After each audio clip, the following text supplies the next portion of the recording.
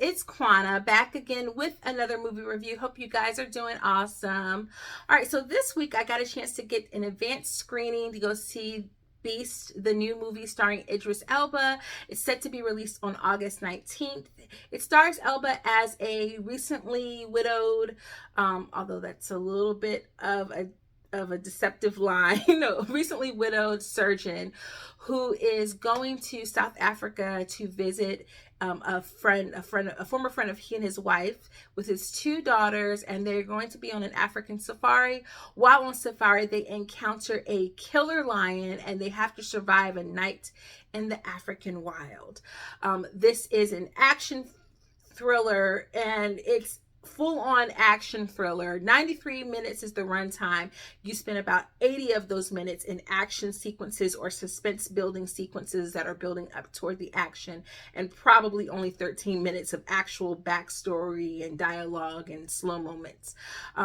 This movie was very fun to watch. I will say that. It was very fun to watch. A lot of like yelling and screaming at the screen, because it's one of those movies where the characters in the movie are doing a lot of dumb things that cause you to scream at the screen when it's happening. There's also some pretty good jump scare sequences that worked very well in this movie. Cinematography is actually very nice. There's a lot of still shot photography as well as just very long range shots that show off and showcase the setting of this movie that I thought worked very well. A lot of warm tones that worked very well, but then they also make a lot of good use of the nighttime sequences, use of fog and things of that nature to hide the dangers that are going on. So in those regards, I thought this film was very, very good. In terms of acting, Idris Elba did what Idris Elba needed to do, which is to showcase his action abilities, and he does this in this movie. We don't get a lot of chance to see him do any like real dramatic acting in this. There is a relationship and backstory with the two daughters because of the death of his wife, and there's a lot of that's kind of like the undercurrent, the B storyline, as it were. This trip being the catalyst for kind of mending or fixing or dealing with those emotional aspects of the relationship. However, I did feel like those aspects were very thinly written, because you only get, the movie starts with an action sequence before anything else happens, and then you get introduced to these characters, and you only get about 5 to 7 minutes, it feels like, of actual like exposition-y type of exploration into their backstory before they're thrust into the midst of some very suspense building action sequences. And because of that, I didn't really feel a real attachment to these characters in the movie. The movie stars Ayanna Haley as the oldest daughter and Leah Jeffries as the youngest daughter. Leah Jeffries shines on screen. Not only does her afro look amazing in this movie, I mean, it just looked like never.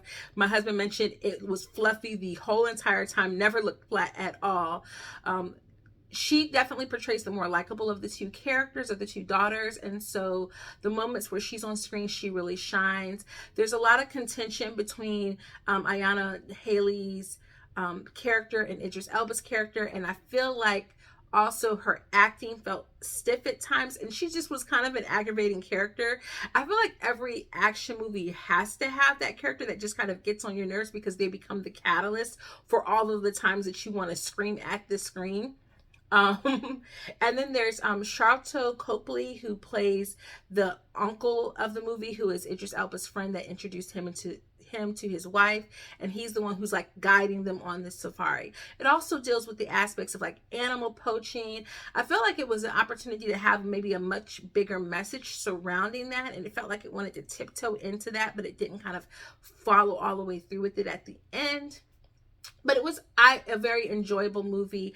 I felt like it made a very good like first date film. Go see an action sequence, but it's very short, and I do feel like with most movies nowadays, especially most movies coming to theaters running at about 2 hours, and only time you really get movies in like the 93-minute range are usually animated films but for kids, that I did feel like there probably were some opportunities to develop the story a bit more to get that longer runtime.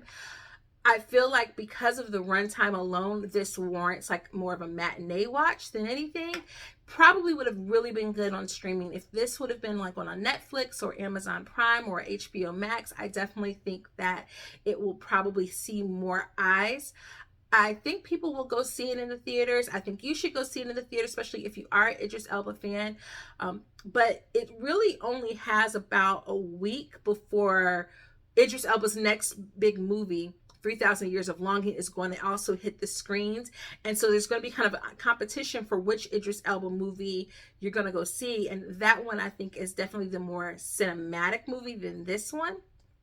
Also, it's kind of action week going on in the movie theaters because you got the new Dragon Ball Z movie that's being released, and then Bullet Train is still pulling in pretty big numbers. I feel like Bullet Train is still going to be the bigger project. It's a longer project. It's got more story development to it.